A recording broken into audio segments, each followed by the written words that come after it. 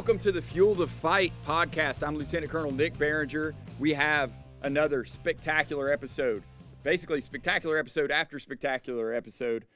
We have the CEO and founder of the University of Health Performance, Matt Hesse, joining us here today to talk about his program and what he's doing for warfighters. Matt, welcome to the show.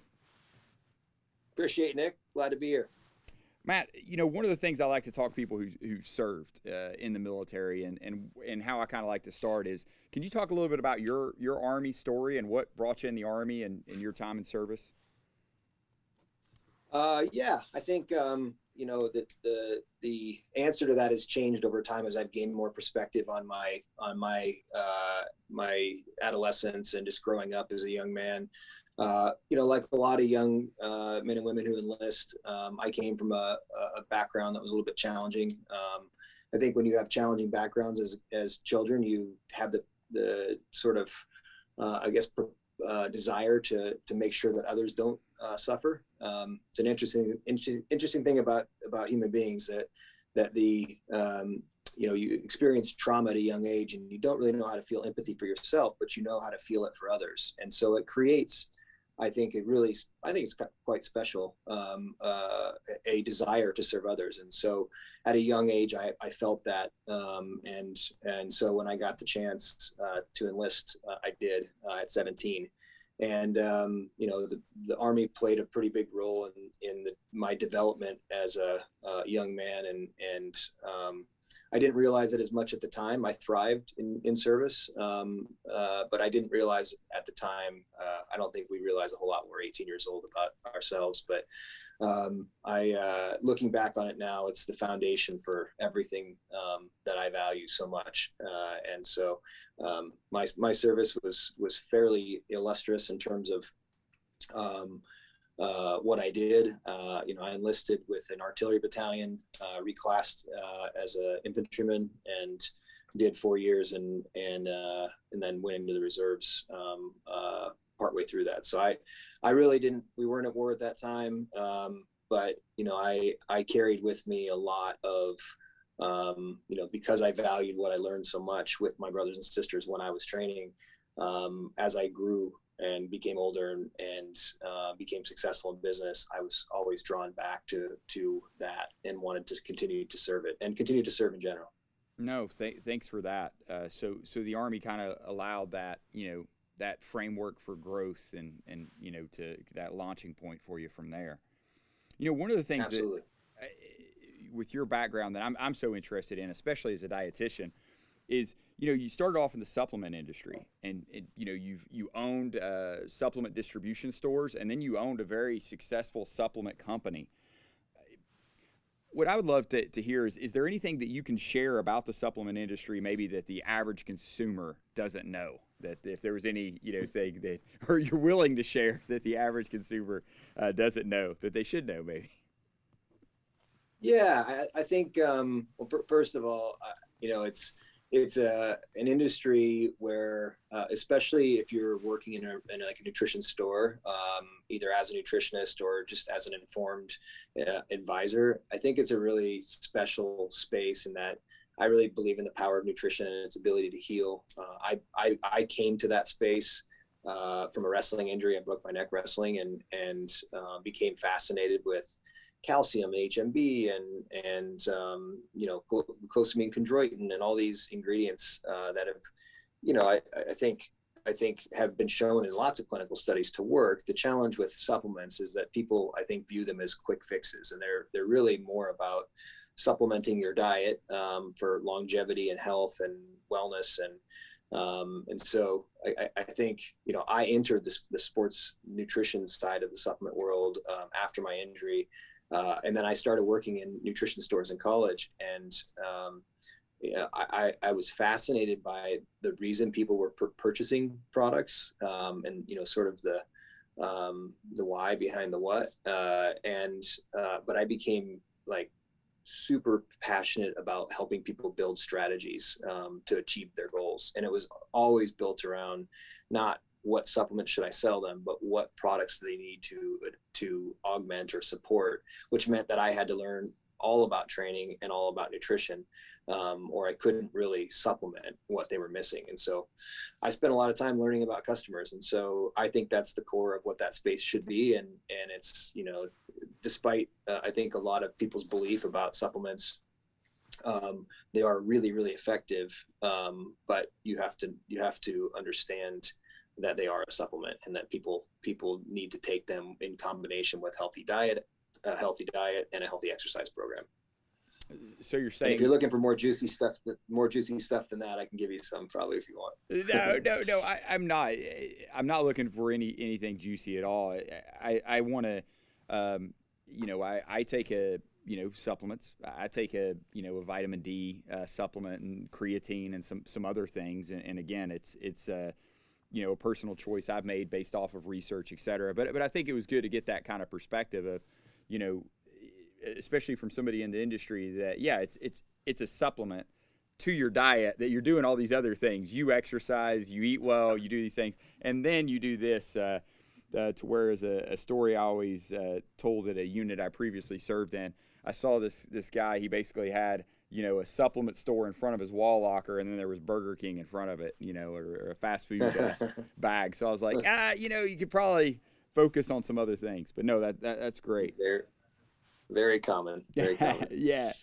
Now, another cool, background piece about you, or a role you have, is, I think you are the only person I've had on the show that's on the President's Council of Physical Fitness and Sport, which is pretty awesome, right? So can you talk a little bit about that council's work and particularly the importance of that council? Yeah. The council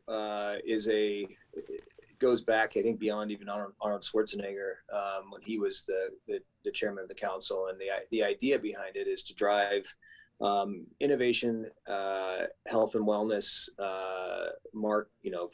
promotion into young people, to shape the outcome of us as adults. And I think no time more important than to focus on that now, because so many young people are less active. I think technology has done a lot of great things for our country, and for America, and for human beings in general.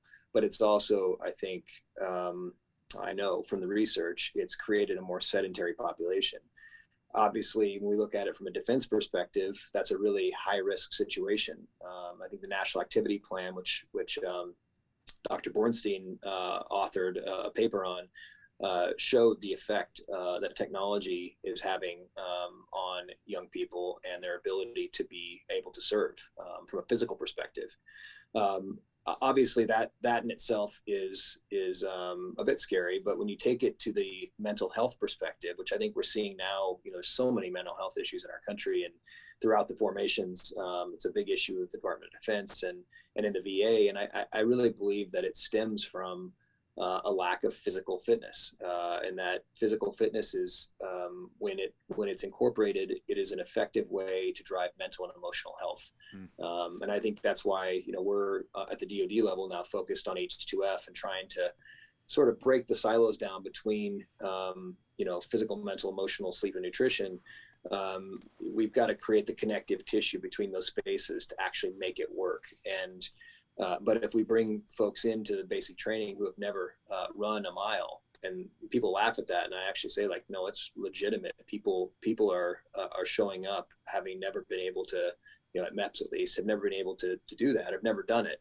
And that's super scary to me, I think. So anyway, I agreed to join the council mostly for my work in the veteran space. And because I was so focused on the mental health side of the veteran population, which I think, again, starts at the youth level and works all the way up. But our work is on the council has been really focused on how do we get kids outside and moving again. And we meet once a quarter in DC, and COVID obviously slowed that down a bit, but there's a pretty active, when Trump was in office, there was a very active administration in pushing policy out. And I believe that there's will be a strong push also from the Biden administration. It's a bipartisan issue that we all really care about. So I'm happy to be a part of it, and I'm appreciative of the president asking me to be on it. No, that's awesome. And yeah, I mean, it's definitely a multiple military leaders have talked about this. It's a readiness issue. When 3 out of 4 kids can't meet the physical requirements to join the military. So no, I'm so glad to have to know there are folks like you and Dr. Dan Bornstein working to hopefully solve some of these issues. Now let's switch gears and talk a little bit about FitOps. What made you start that? What was the genesis of you were kind of doing you owned a supplement distribution, some companies there. You were in the fitness space, and then you transitioned to FitOps. So could you talk a little bit about like what FitOps is, and then why you started it? Yeah. So a couple things. One, I'm a big believer that as we grow and our awareness grows in our life, our consciousness, we start to bring things into focus that are we're sort of called to do. And I think service is one of those things that we talked about. And as I was building businesses, I was very aware of all the guys that I had served with that were deploying, of all the sort of challenges that they were having, not just coming back. I think there's a big misconception around the veteran space specifically, that all vets are broken from combat. It's just not true. And most people who served are more proud of their service than probably anything else other than maybe their family. And so I have that awareness now, but I didn't have it then. Meaning when I started FitOps, what I had awareness of was watching the transition struggles of these guys coming back. And when I say coming back, I don't just mean coming back from war. I mean coming back from just the military. When you spend 10, 15, 20 years in one very specific, very regimented, very planned business of any kind, which the military is a business, you're going to be indoctrinated into that type of thinking. And especially if you went in when you're 17, that's the first dose of any kind of work education you've ever had. And so I think that the challenge of transition is what drew me, and ultimately what the repercussions of bad transition happen to end in suicide often. And so I was first called to it by seeing the data and even seeing some employees that I had hired really struggle. Second thing, I had an epiphany one day. I was opening gyms. I had a very large sports nutrition company and some gyms as well. And I was hiring influencers and coaches and trainers and one guy in particular who was not a vet, but I had been researching, why is the veteran population committing suicide? Is this a war issue? Is it a transition issue? And this guy was interviewing with me to become one of our coaches. And I watched him explain how fitness has changed his life and gotten him a place where he felt like he was serving a great purpose. It helped him keep off of drugs and alcohol when he had been addicted to them for a long time. And I was listening to him and I was thinking about the veteran population and just the big debilitating feeling that losing your platform to serve. Back to what I was talking about a minute ago, if you're called to serve because of your empathy for others and your ability to serve those folks comes from wearing that uniform, when you take it off, you largely take off the ability to feel fulfilled and purposeful because you no longer have a big platform when I say platform, I mean the camaraderie and the unit that you had in the military. And I think we're so I don't want to say excited, but we're ready to move on. When we make that decision, we're ready to move on. And I think we just sort of pack up our uniforms, put them away, and like, okay, I'm out. And whether you have a job planned or not, my belief is that when you take off that purpose, when you lose that camaraderie, when you lose that feeling of being able to count on your brothers and sisters to the right and left, which are things you probably really didn't value consciously when you were in, it begins what I believe is a downward cycle. And some guys, some folks are able to pull out of it through strong family, friends, networks. But those who come from backgrounds like mine, I think, go back home, back to the same situations they came from. They don't have family, they don't have mentors, they don't have structure, and they find themselves feeling lost because their ability to help others is gone. And for me, that really touched me, and I still get emotional about it now because I'm just so passionate about that work, and not, because of my empathy for others, I don't want people to suffer. And so, long story short, I started the FitOps Foundation to begin research and prove the concept that giving service members the ability to continue to serve in industries that they have an expertise in, but that allows them to feel purpose every day, I believed could not only reduce suicide, but create a situation where they can thrive, which is my goal. I'm not just interested in preventing death. I want men and women who put their lives on hold to go serve our country to thrive when they get out, so that young kids hear about success stories and want to serve because of that, and to not hear all of the sad stories about broken veterans who are coming back from war all ripped apart, because that's, it's just not true. And I think that we have a real challenge in, we have a very large veteran nonprofit network, which is raising money to serve the population. Unfortunately, the easiest way to raise money is to make people feel pity for you. And I think that we've become too hooked on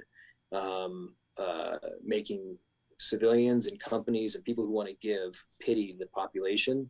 And none of us, I'm sure including you, want any pity for our service. I'm proud of it. So anyway, I'll stop it there. No, that's all great information, and I love the fact that addressing kind of the mental health and the suicide issue is not just preventing, but like you said, is like if you create an environment where individuals thrive, then naturally you won't have some of those scenarios that lead people maybe down that route to self-harm. Yeah. And then so FitOps, you have that going. Now, why the transition to the University of Health and Performance? What kind of made that happen? Yeah. So the dovetailing off we don't want these organizations to be about suicide prevention. We want them to be about thriving after service. So the two things that I learned in the research, and the FitOps Foundation, was just backing up a little bit, was created when I sold the company, the sports nutrition company that I built. I decided to take some of those funds and put it into running pilots. So I would bring platoon level groups, cohorts out to Boy Scout camps, and we would live together for a month. I'd fly in trainers and nutritionists and coaches and LinkedIn experts and anybody that I could find that I thought would add value. And we would train physically, mentally, and create spaces for emotional awareness for a month. And it was, long days, but they would test at the end and become NASM certified trainers.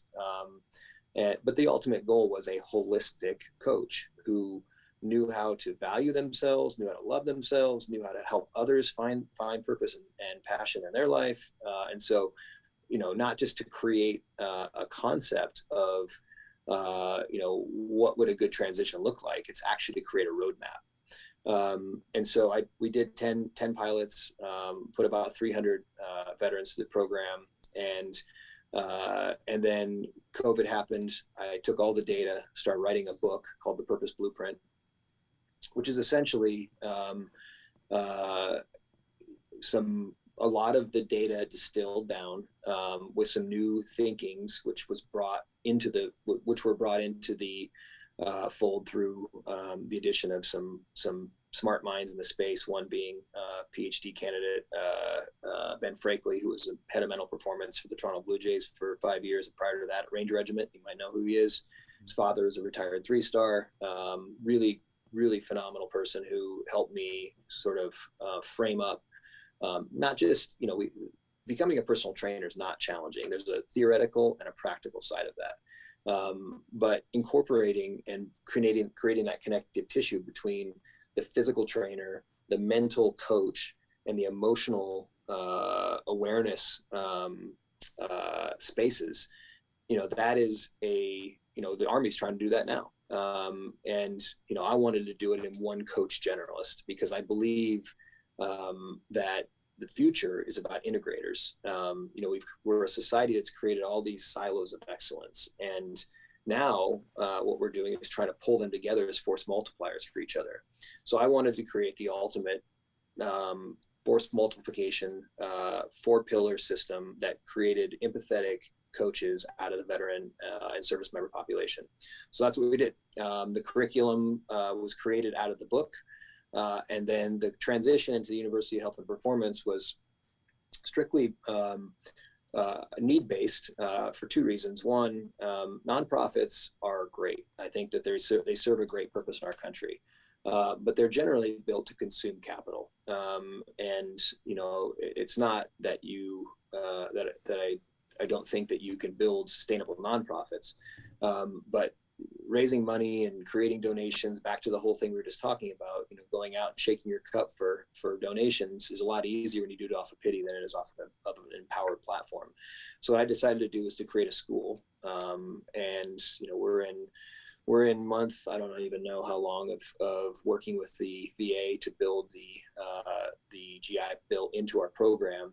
And the long-term goal is not just a singular 1-month program where you come through, graduate as a personal trainer, but it's to create curriculum that allow you to be a generalist in that space, or in the nutrition space, or in the entrepreneurship space. And so we're disrupting education in a way that allows us to link together multiple certifications to give these coaches the ability to impact on a holistic basis with their clients. So that's why the pivot. We wanted to create a school that I think the veteran and service member population it will resonate well with, which is you come there for a month, you go back home, put it to work. You come there for another month, you go back home, put it to work. And you're not going to school for 18 months to get a personal training cert. You're coming for 1 month and you're training your ass off for 14 hours a day, mentally, physically, emotionally, and spiritually. No, I love it.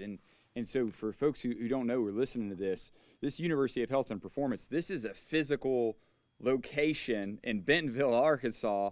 I mean, the facility is phenomenal. I mean, can you walk us through kind of like the specs of the facility that you got down there for folks that you haven't seen it? Yeah, so I'm a brand guy, so I really believe in the power of building beautiful things to make people want to be a part of them. I often tell my team that, we're creating the Disney World experience for transitioning service members who are interested in health and fitness. And, most of all, what we're trying to do on this campus, and the campus is such a big part of the strategy, is build a space that encompasses these 4 pillars that we're focused on, which are think, train, feel, and lead. Think are your intellectual assets, train are your physical assets, feel are your emotional awarenesses, and lead are your value system. These are the 4 things that I think are absolutely critical for a healthy transition, and the linkage between them, the connective tissue. So the campus plays such a special role in that because we want them to feel valued, and we want them to, for the first time in a lot of these service members' lives, we want them to slow down and focus on themselves. Empathy in service is an awesome thing. It's my whole life. But if you can't focus on yourself and give yourself some empathy in service once in a while, then you end up pouring from an empty cup. And I think a lot of folks who are out there listening to this, if you ask yourself the question, do I serve myself or do I serve others? And if the answer is I serve others, that's an amazing thing. But if you can't find time to serve yourself, what you're doing is just sacrificing yourself over and over and over. And you got to get yourself to a place where you can thrive so that you can help others thrive from a very sustainable place. I really believe that filling your own cup up is very important. And so the campus is a place where, I want them to come there and think, this is for me. Like, I get to go here because I served. It's, until you step foot on it, seeing pictures is kind of like, wow, this is really cool. Stepping foot on it is it's amazing. There's 200 bald eagles. It's 500 acres in the middle of the Ozark Mountains, right outside of the home of Walmart in Bentonville. There's a massive river running through it that's cold water that they get into every night after they train hard all day. So, the mornings are early, just like in the military, and then the evening, they shut down around 7:30, and then they go to space, which is where they share. And it is a facilitated conversation with our team where each vet shares their story. And so space is integrated into the campus the same way that train and think and lead are. They're all integrated, and the coaches are integrated as well. So we talk about the 4 C's being important for the prescription of this program: campus, coaches, curriculum, and community. That we think that is the recipe that will help these guys win. So they migrate through all these different spaces all day. They might be sitting by the river writing in their journal in the afternoon, and they might be on a morning PT run, and the topic in the run might be, gratitude and how to implement it into your life. And then the afternoon might be on the training floor learning about biology and physiology of movement. And in the classroom, prepping for your test. So it's a fully integrated experience. No, and you kind of went through, what I was going to ask next is like, can you walk us through a typical day? So you've got high-level coaches there. They're getting all this training. Now this test, they're walking out of there with a certification at the end of this? They are, yeah. So they have 2 things when they leave the university. They have a purpose blueprint, which is their own specific strategy, how to think, train, feel, and lead for their futures. So actual written down goals of intellectual knowledge that they want to acquire, physical fitness goals for their body, emotional awarenesses, how are you going to continue to grow once you leave, and then most important, they're all important, but their values. We want them to build a set of values for them and their families so that when they go home and they're confronted with something that might be out of alignment with their values, like, no, that's not part of my strategy. I'm going to live this way. I think that's the other thing that we forget when we leave the military is, hey, you're delivered your values in the military. How you live them after, and which ones you incorporate and which new ones you want to put into your strategy is really important, I feel. So they leave with those 4 strategies and their personal training cert, which I think gives them a platform to thrive. No, that's awesome. To all the the veteran soldiers who listen to this and they're hearing this, like, this sounds like an awesome place. I would like to attend this. What should they do? Like, what's the steps to check out the University of Health and Performance, and then how do I get a slot? Yeah. So currently we are scholarshiping all students until we have federal funding in place. We're scholarshiping. Those scholarship dollars come from a couple places. Myself, John Cena, the actor, has donated well over $1 million and continues to support. So what you do is apply at the university website, which is www.university-hp.com. Once you've been accepted into the program, which is not a long process, definitely not as long as a college admissions program, you basically go out, fill out a 10-minute form online that gets submitted. One of our team reaches out and does a quick Zoom interview with you. We want to make sure that we're a right fit for each other. But I can tell you, anybody seeking growth in their life who is seriously dedicated to pursuing that will have the ability to come. We're not. The only thing that we have a filter on is if you've been dishonorably discharged, and even then we look at the circumstances of that. And so apply online at university-hp.com, and then once you're accepted, our team will pass you over to the FitOps Foundation, and the FitOps Foundation will give a foundation grant to pay for your tuition, and that's both for already separated, in the process of transition, and active duty. This program was not built for the active duty space, but as I got more integrated into the DoD based on our work, sort of pulled into it, as H2F was rolling out, we looked at it and said, we actually believe we can help create, train the trainers to go back into formation.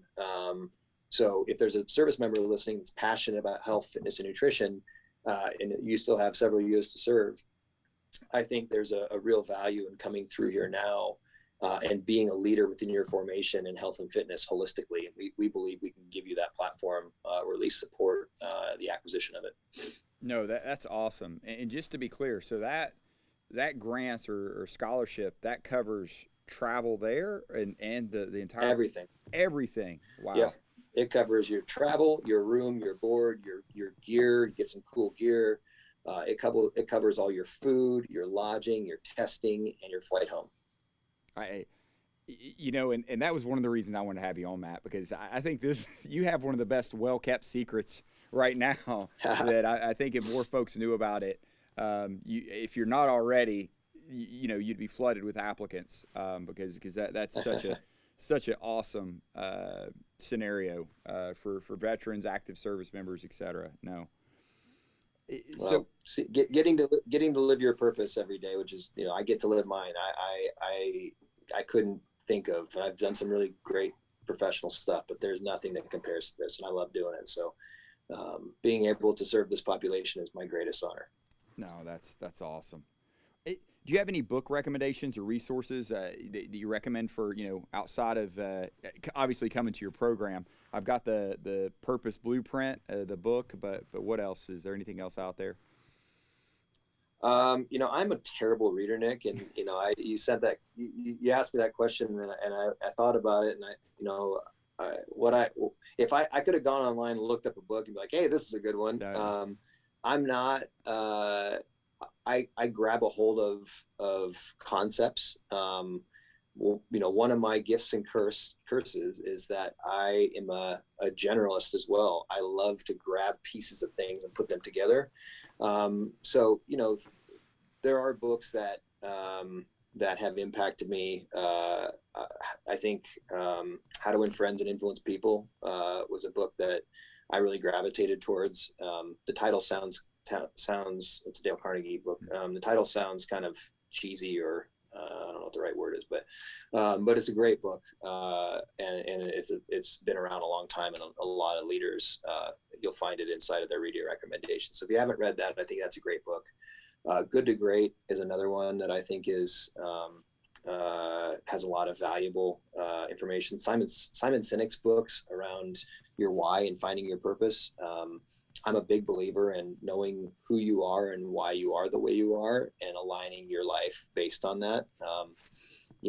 Any psychology books that you can find that help you explore, why you are the way you are. And I think as a society, we're growing our consciousness. That's my belief is that's the purpose of life, is to grow your consciousness.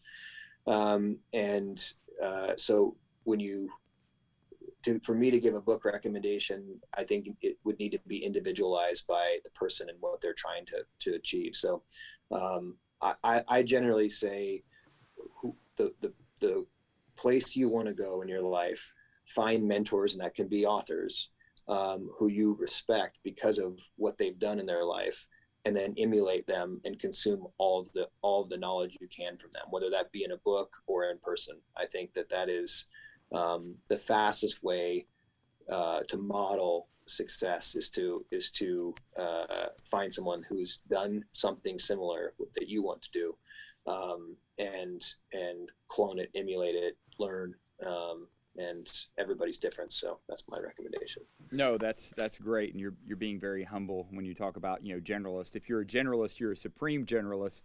So you're definitely good at what you do.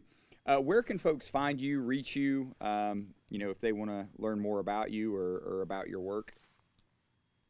Well, they can learn about our work at the university website. That's www.university-hp.com. Or go to fitops.org to learn about that organization. I do not have a personal website, but I have Instagram and LinkedIn and all those, and you can find me at just Matt, M-A-T-T, Hesse, on either of those places. All right. Any closing thoughts? Any for the audience? I appreciate what you're doing. I think in a lot of ways, nutrition is the center of gravity. I know it's not the sexiest part of the equation, but I really believe that having worked in the space of physicality, emotional health, nutritional health, a lot of things come from your gut. Emotional well-being comes from there. Physical, you can train all day long, but if you don't understand your nutrition right, you're never going to make the physical changes you're trying to make. So I just, at the heart of holisticness, I think nutrition is such a huge part of it, and you're such a big force in the space, in the Army and DoD in general, in that space. So I really appreciate how focused you are and in that world, because I think you bring sexiness back to nutrition. And then for the service members that are out there listening to this, one, if you are interested in coming, please sign up. If you know somebody who needs it, whether that's because they're struggling to find their purpose or because it's just perfect for them, please send a link to them and tell them to sign to register to come. I want everybody out there to have amazing, fulfilled lives, and if that starts at our university, awesome, and we'd love to help you get there. And if you're still serving, appreciate your service, and you're welcome here as well. Matt, that's awesome. Thanks so much for your time, and thanks for everything that you're doing for the veteran and active duty community, because there's a lot of as a successful person, there's probably a lot of other things you could be doing with your time. You could be out skiing, surfing, just enjoying life. But the fact that you're taking your time, your energy, and your resources and putting them to help veterans and service members is awesome. So thank you so much for that. Thank you for sharing your knowledge. I hope everybody enjoyed this episode. I will put a link in the show notes for the University of Health and Performance, because I got a feeling a lot of people listening to this are going to want to go to Bentonville, Arkansas, and check out that facility. I know I want to now. So thanks again for being on the show, Matt. Really appreciate it.